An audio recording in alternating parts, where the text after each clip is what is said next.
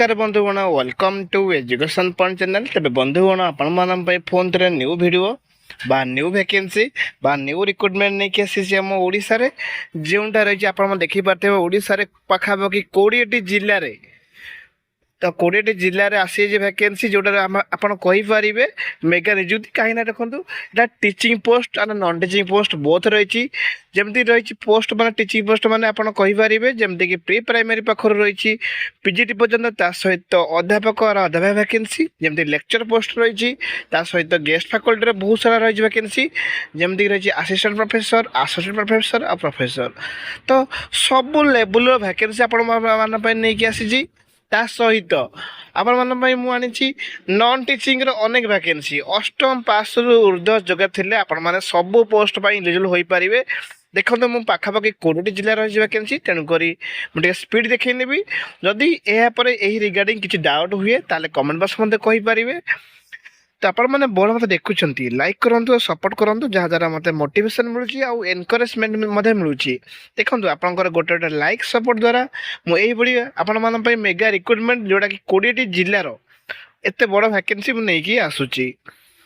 देखो प्रथम वैकेंसी अध्यापक वैकेंसी अच्छी आर्ट्स साइंस कॉमर्स यही अनेक वैकेंसी अच्छी सहित नॉन टीचिंग ऑफिशियल अच्छी आउ अदर पोस्ट अनेक गुड़ी अच्छी तेणुक सब देख सर्टली देखी तेणु आप सब जगह डिस्क्रिप्शन लिंक रे सबूर डिटेल्स पाइबे जिते सारा वैकेंसी आज रही सहित देखो अष्टम पास करते आपण सब पोस्ट पाई नॉन टीचिंग पोस्ट पर एलिजिबल हो पारे। जो टीचिंग पोस्ट अच्छी किटारे बीडी आवश्यकता रही जोड़ा रही टीजीटी पोस्ट आ रही पीआरटी पोस्ट बा पीजीटी पोस्ट ये रही तो आउ किसी जगह अच्छी लेक्चर पोस्ट जोड़े केवल पीजी करेंगे कनसर्न सब्जेक्ट रे से समस्ते एलिजिबल हो पारे।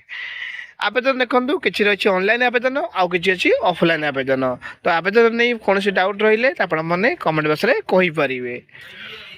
एवं आस देखा सब वैकेंसी सब डिटेल्स मु सर्टली देखनी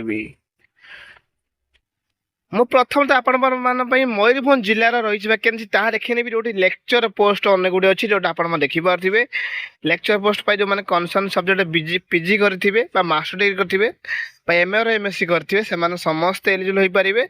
जदि बीडी अच्छी प्रिफरेबल माने प्रेफरेंस दिज्व भल से बुझे रखु कहीं बहुत सारे पिला डाउट हुए बीडी मैंडेटरी कि मैंडेटरी नुहे तो देखो ये पीजी मेंशन केवल रही बीडी को प्रिफरेबल दिज्व प्रिफरेंस दिज्व। देखो कनसर्न सब्जेक्ट रे मो बेसी लॉन्ग वीडियो करी तेणुक आपने सर्टली देखी नि देखो यार आवेदन प्रोसेस सेमती किसी ना वेलकम इंटरव्यू अच्छी डेट टाइम अनुसार आपने ओरिजिनल डॉक्यूमेंट सहित रेज्यूम सहित पासपोर्ट फोटो आउ सब जेरक्स कॉपी सांग ने जहाँ भी आप डॉक्यूमेंट्स अच्छी पोस्ट अनुसार सब डॉक्यूमेंट्स नहीं जी जदि यापर जिते सारा वैकेंसी आज मुझे देखा डाउट हुए ताले कमेंट बॉक्स में कहींपारे। तेज आस देखा नेक्स्ट क्यों जिले रही वैकेंसी ताहा आपण देखी नेबी। देखो बहुत सारे पिला डाउट हुए कॉलेज नेम तो कॉलेज नेम सॉरी कही नी तो देखो यहाँ रही जोटा कि रही ताकतपुर जोटा मयूरभंज रही देखो Shri Sai Siddhi plus degree science college residential college यहाँ देखी नि तेज आस देखा नेक्स्ट क्यों जिले रही वैकेंसी नेक्स्ट देखो बौद्ध जिले रही वैकेंसी रही जोटा 2 नंबर जिला आम कहे तो देखो आप देखिपे जो जूलॉजी वैकेंसी लेक्चर पोस्ट आ सोशियोलॉजी रही जार इंटरव्यू डेट रही 18/5/2026 अच्छी 9 AM अच्छी से टाइम अनुसार आपने बिफोर टाइम रे पहुँचे सहित सब डॉक्यूमेंट सांगे नहीं जो डॉक्यूमेंट्स ऑलरेडी कही सारी जेहेतु आवेदन प्रोसेस सेमती किसी ना वेलकम इंटरव्यू अच्छी कनसर्न सब्जेक्ट पीजी जो मैंने करेंगे से समस्ते इंटरव्यू दे पारे। ठीक अच्छे तेज आस देखा नेक्स्ट क्यों जिले रही वैकेंसी देखो गोटे विश्वविद्यालय तरफ रही वैकेंसी जो आदिशंकर विश्वविद्यालय असिस्टेंट प्रोफेसर और प्रोफेसर वैकेंसी रही।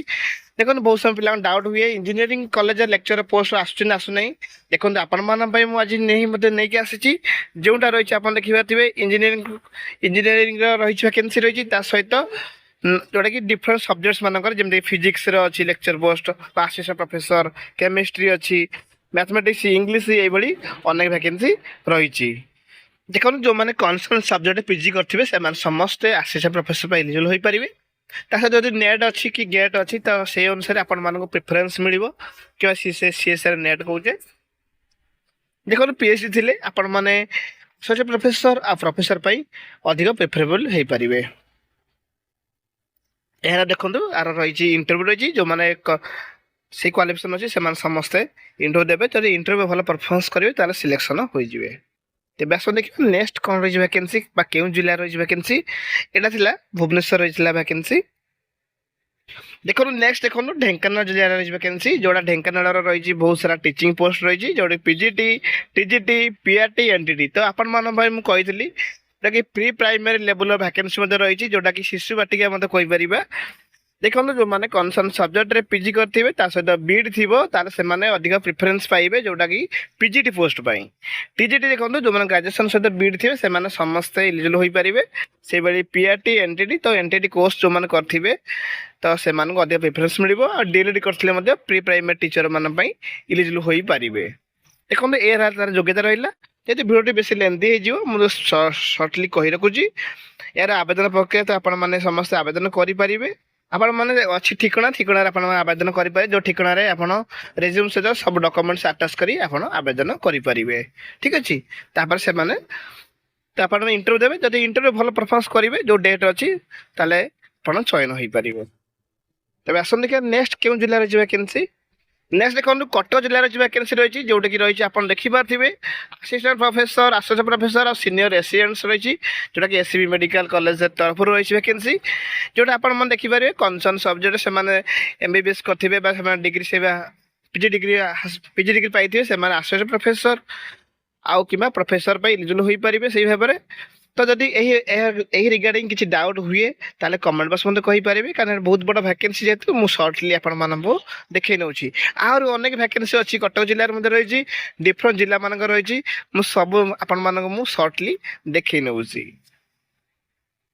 ଏହାପରେ ଦେଖନ୍ତୁ କଟକ ଜିଲ୍ଲାରେ ମଧ୍ୟ ଆଠଗଡ଼ ରହିଛି ଭ୍ୟାକେନ୍ସି ରହିଛି ଯେଉଁଠି ଆପଣମାନେ ଦେଖିପାରୁଥିବେ ବହୁତ ବଡ଼ ଭ୍ୟାକେନ୍ସି ଅଛି ଯେଉଁଟା ଆପଣଙ୍କର ରହିଛି Gopabandhu institute of medical science and research ତରଫରୁ ରହିଛି ଭ୍ୟାକେନ୍ସି ରହିଛି ଯେଉଁଟା ଆପଣମାନେ କ୍ଲିୟର ଦେଖିପାରିବେ।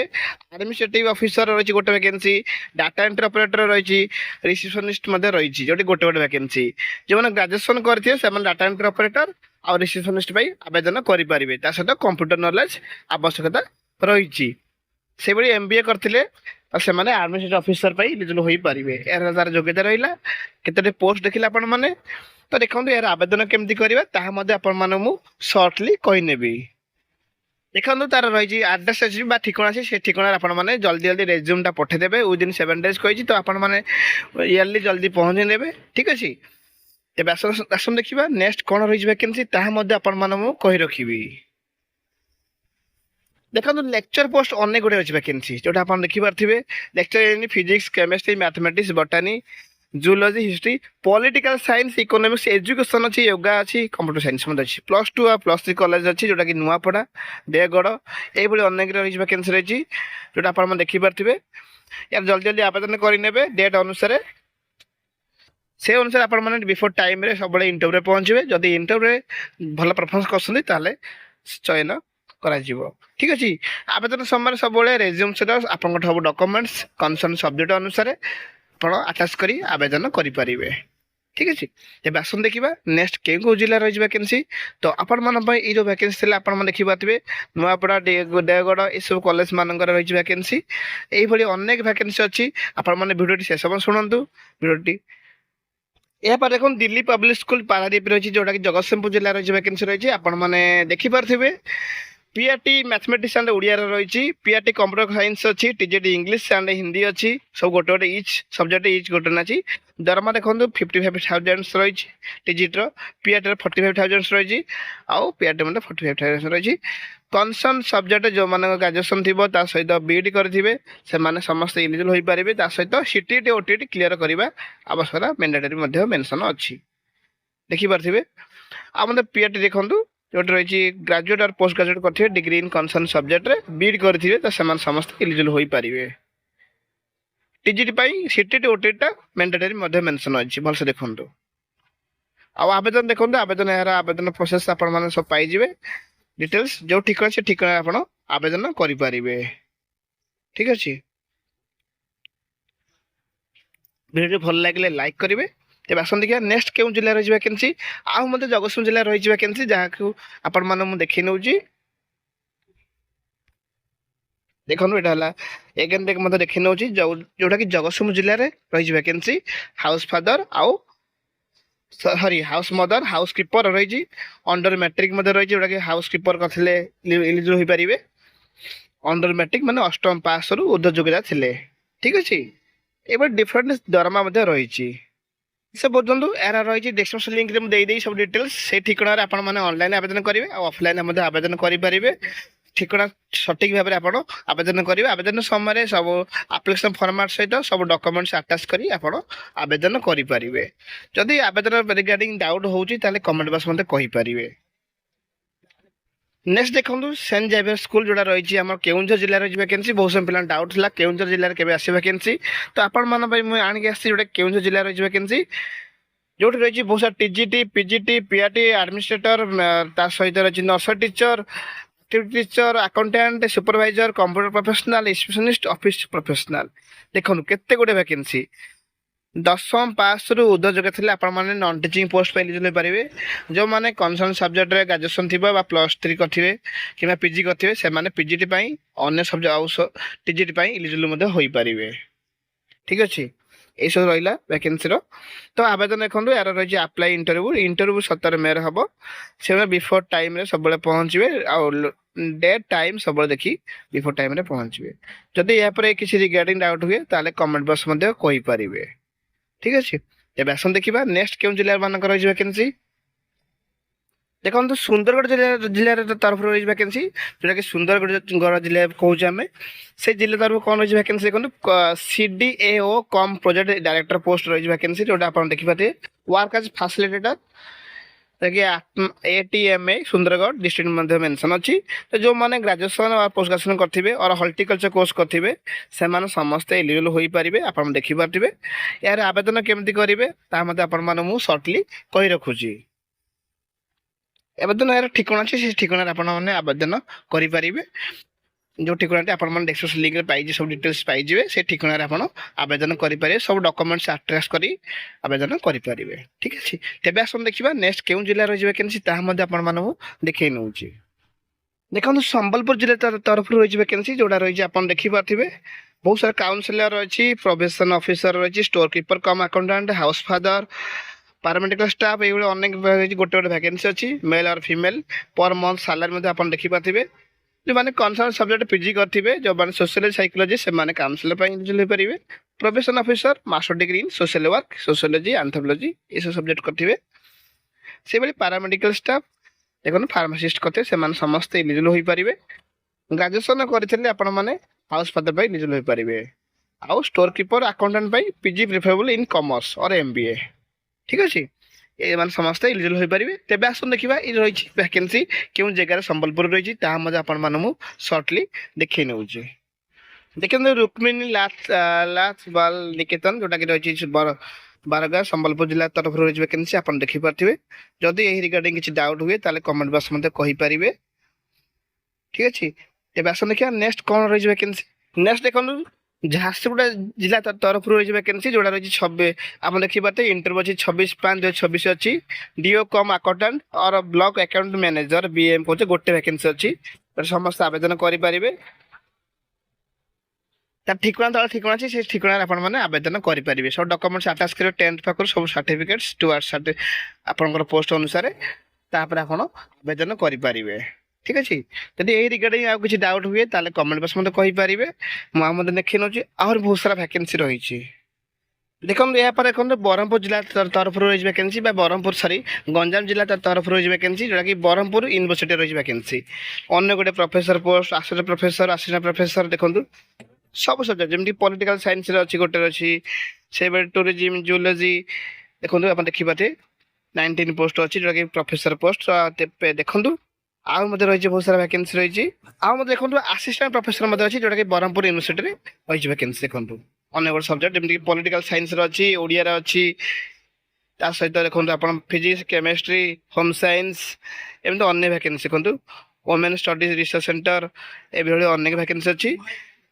ଏସବୁ ପୋଷ୍ଟ ପାଇଁ ଯେଉଁମାନେ ଦେଖନ୍ତୁ ପିଜି କରିଥିବେ ତା ସହିତ ଯଦି ନେଟ୍ ଥିବ ତାହେଲେ ସେମାନେ ଯେହେତୁ ଏଠି ବିଶ୍ୱବିଦ୍ୟାଳୟ ରହିଛି ତ ସେମାନେ ନେଟ୍ ଥିଲେ ସେମାନଙ୍କୁ ଅଧିକ ପ୍ରିଫରେନ୍ସ ମିଳିବ। ଠିକ୍ ଅଛି। ଏସବୁ ଆବେଦନ କେମିତି କରିବେ ନା ଅନଲାଇନ୍ ଆବେଦନ ହେବ, ଯେଉଁଟାକି ଆପଣମାନେ ଡେସ୍କ୍ରିପ୍ସନ୍ ଲିଙ୍କରେ ପାଇଯିବେ। ଏହାପରେ ଦେଖନ୍ତୁ ମା ମାଣିକେଶ୍ୱରୀ ୟୁନିଭର୍ସିଟି, ଯେଉଁଟାକି ଭବାନୀପାଟଣାରେ ରହିଛି, କଳାହାଣ୍ଡି ଜିଲ୍ଲାରେ ରହିଛି, ଭ୍ୟାକେନ୍ସି ରହିଛି। ଏଇଟା ଆପଣ ଦେଖିପାରୁଥିବେ। ପ୍ରୋଜେକ୍ଟ ଆସିଷ୍ଟାଣ୍ଟ ଭ୍ୟାକେନ୍ସି ମଧ୍ୟ ଅନେକ ଗୁଡ଼ିଏ ରହିଛି, ଯାହାର ଡିଫରେଣ୍ଟ ଦରମା ମଧ୍ୟ ରହିଛି। ତ ଆବେଦନର ୱାଲକିନ୍ ଇଣ୍ଟରଭ୍ୟୁ ଅଛି, ବସ ଦେଖି ନିଅନ୍ତୁ। ଆହୁରି ମଧ୍ୟ ରହିଛି, ଦେଖନ୍ତୁ ଏଇଟା ହେଲା ଆପ୍ଲିକେସନ୍ ଫର୍ମାଟ୍, ଯେଉଁ ଫର୍ମାଟ୍ ଆପଣ ଆଟାଚ୍ କରି ଆପଣ ସବୁ ଡକୁମେଣ୍ଟସ୍ ଆବେଦନ କରିପାରିବେ। ଦେଖନ୍ତୁ ଡିଫରେଣ୍ଟ ରିସର୍ଚ୍ଚ ଆସିଷ୍ଟାଣ୍ଟ ରହିଛି ଅଦର ଡିପାର୍ଟମେଣ୍ଟରେ ବା ଡିଫରେଣ୍ଟ ବିଭାଗମାନଙ୍କରେ। ତେବେ ଆସନ୍ତୁ ଦେଖିବା ନେକ୍ସଟ କ'ଣ ରହିଛି ଭ୍ୟାକେନ୍ସି। ଦେଖନ୍ତୁ ଫକୀରମୋହନ ବିଶ୍ୱବିଦ୍ୟାଳୟ ତରଫରୁ ରହିଛି ଭ୍ୟାକେନ୍ସି, ଯେଉଁଟାକି ଆପଣ ଦେଖିପାରୁଥିବେ ଆସିଷ୍ଟାଣ୍ଟ ପ୍ରଫେସର, ଆସିଷ୍ଟାଣ୍ଟ ପ୍ରଫେସର ସବୁ ରହିଛି।